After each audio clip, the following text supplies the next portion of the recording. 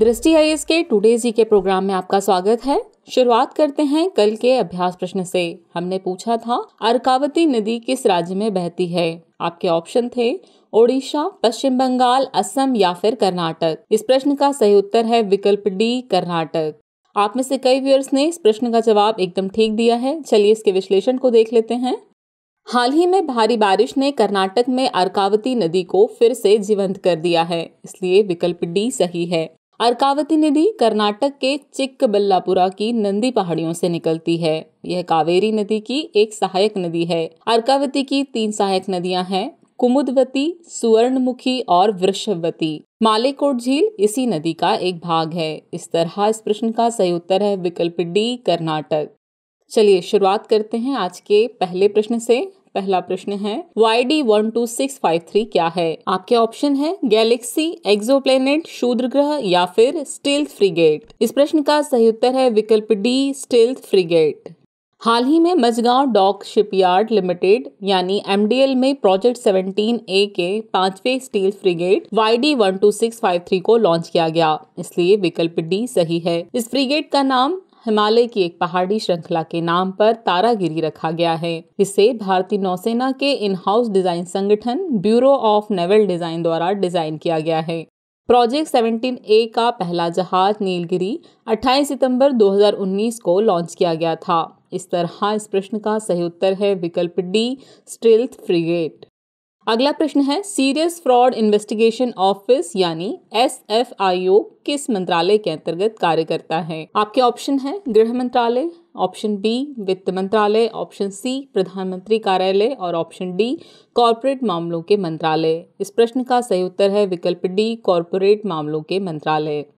चलिए एक्सप्लेनेशन देख लेते हैं। सीरियस फ्रॉड इन्वेस्टिगेशन ऑफिस यानी SFIO कॉर्पोरेट मामलों के मंत्रालय के तहत एक संगठन है, इसलिए विकल्प डी सही है। SFIO की स्थापना कंपनी अधिनियम 2013 के तहत की गई है। यह कंपनी मामलों के विभाग से प्राप्त धोखाधड़ी के गंभीर मामलों की जांच करता है। इसमें धोखाधड़ी का पता लगाने और मुकदमा चलाने या सिफारिश करने के लिए लेखा, फॉरेंसिक ऑडिटिंग, सूचना प्रौद्योगिकी, जांच आदि के क्षेत्र के विशेषज्ञ शामिल हैं। इस तरह इस प्रश्न का सही उत्तर है विकल्प डी, कॉर्पोरेट मामलों के मंत्रालय।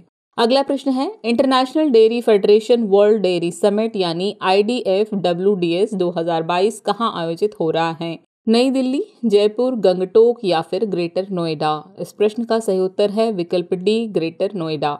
चलिए एक्सप्लेनेशन देखते हैं। भारत के प्रधानमंत्री ने international dairy federation world dairy summit यानी IDFWDS 2022 का उद्घाटन किया। यह समिट नोएडा के India expo centre and mart में आयोजित किया जा रहा है, इसलिए विकल्प डी सही है। 4 दिवसीय IDFWDS 2022 12 सितंबर से 15 सितंबर तक आयोजित किया जा रहा है। इसमें दुनिया और भारत के डेयरी हितधारक हिस्सा ले रहे हैं, जिसमें उद्योग जगत के लीडर, विशेषज्ञ, किसान और नीति निर्माता भी शामिल हैं। इस समिट की थीम पोषण और आजीविका के लिए डेयरी है। इस तरह का पिछला शिखर सम्मेलन भारत में वर्ष 1974 में आयोजित किया गया था। इस तरह इस प्रश्न का सही उत्तर है विकल्प डी, ग्रेटर नोएडा। चलिए अगला प्रश्न देखते हैं। महालनोबिस राष्ट्रीय फसल पूर्वानुमान केंद्र यानी MNCFC की स्थापना कब की गई थी। वर्ष 2012, 2013, 2014 या फिर 2015। इस प्रश्न का सही उत्तर है विकल्प ए, वर्ष 2012।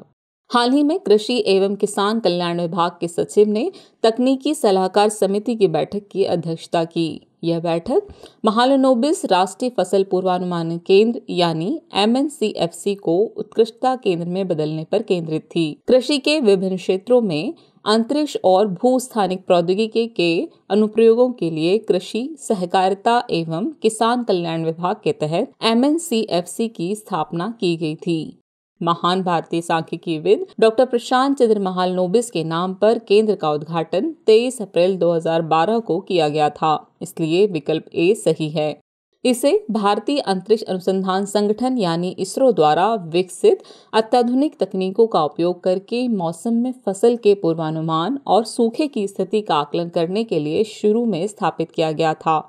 इस तरह इस प्रश्न का सही उत्तर है विकल्प ए, वर्ष 2012। अगला प्रश्न है, प्रधानमंत्री मत्स्य संपदा योजना यानी PMMSY का मुख्य आदर्श वाक्य क्या है? सुधार और प्रदर्शन, प्रदर्शन और परिवर्तन, प्रदर्शन सुधार और परिवर्तन या फिर सुधार प्रदर्शन और परिवर्तन। इस प्रश्न का सही उत्तर है विकल्प डी, सुधार प्रदर्शन और परिवर्तन।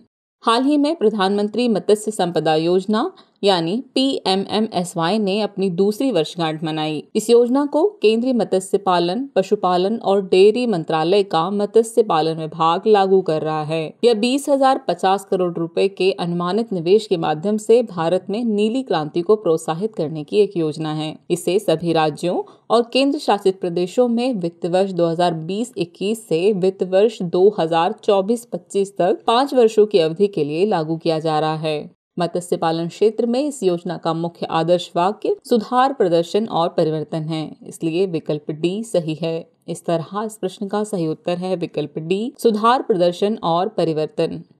अगला प्रश्न है, पृथ्वी सूचना केंद्र किसकी अवधारणा है? आपके ऑप्शन है, ऑप्शन ए संयुक्त राष्ट्र, option B NASA, option C प्रकृति के लिए वर्ल्ड वाइड फंड या फिर ऑप्शन डी संरक्षण इंटरनेशनल। इस प्रश्न का सही उत्तर है विकल्प बी नासा। चलिए इसके एक्सप्लेनेशन को देखते हैं। नासा के उपग्रह लगभग 50 वर्षों से भूमि, जल, तापमान, मौसम और जलवायु पर सार्वजनिक रूप से उपलब्ध डेटा प्रदान कर रहे हैं। इस महत्वपूर्ण जानकारी तक पहुंच में सुधार करने के लिए नासा के प्रशासक बिल नेल्सन ने अक्टूबर 2021 में पृथ्वी सूचना केंद्र के लिए एक अवधारणा की घोषणा की थी, इसलिए विकल्प बी सही है। पृथ्वी सूचना केंद्र हमारे बदलते ग्रह के बारे में जानकारी प्रदान करेगा। यह निर्णयकर्ताओं को जलवायु परिवर्तन को कम करने, अनुकूलित करने और प्रतिक्रिया देने के लिए आवश्यक उपकरण विकसित करने में सहायता देगा। इस तरह इस प्रश्न का सही उत्तर है विकल्प बी नासा। अगला प्रश्न है, पॉलीफेगर शॉर्ट हॉल बोरर यानी PSHB क्या है? रॉकेट लॉन्चर, पनडुब्बी, असॉल्ट राइफल या फिर एक आक्रामक कीप। इस प्रश्न का सही उत्तर है विकल्प डी, एक आक्रामक कीप।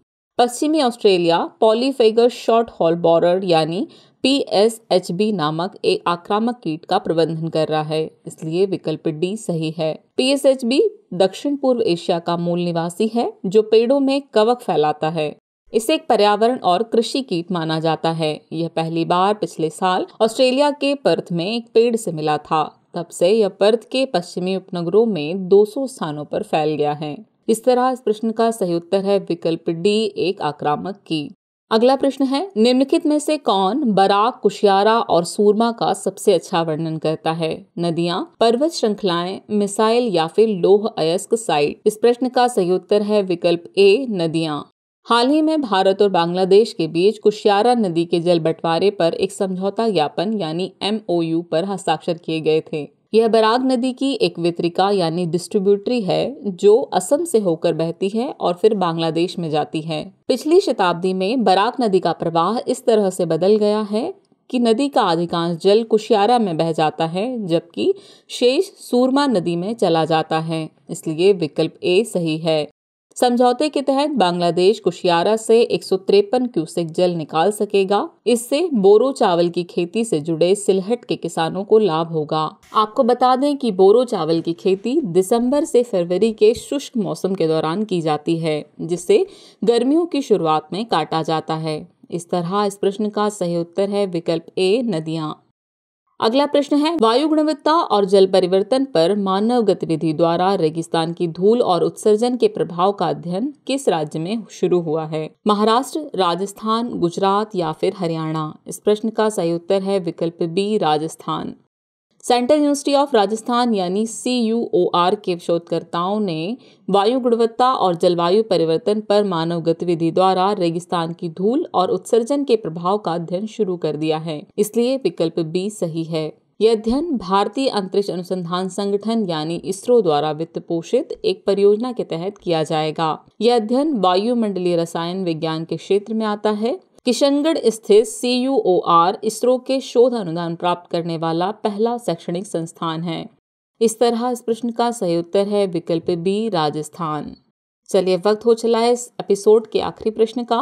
प्रश्न है, हाल ही में चर्चित शब्द ईजियम क्या है? एक नया element, green house gas, glacier retreat या फिर एक शहर। इस प्रश्न का सही उत्तर है विकल्प डी, एक शहर। हाल ही में यूक्रेन ने फिर से इजियम शहर पर कब्जा कर लिया, इसलिए विकल्प डी सही है। इजियम को डोनबास क्षेत्र का प्रवेश द्वार माना जाता है।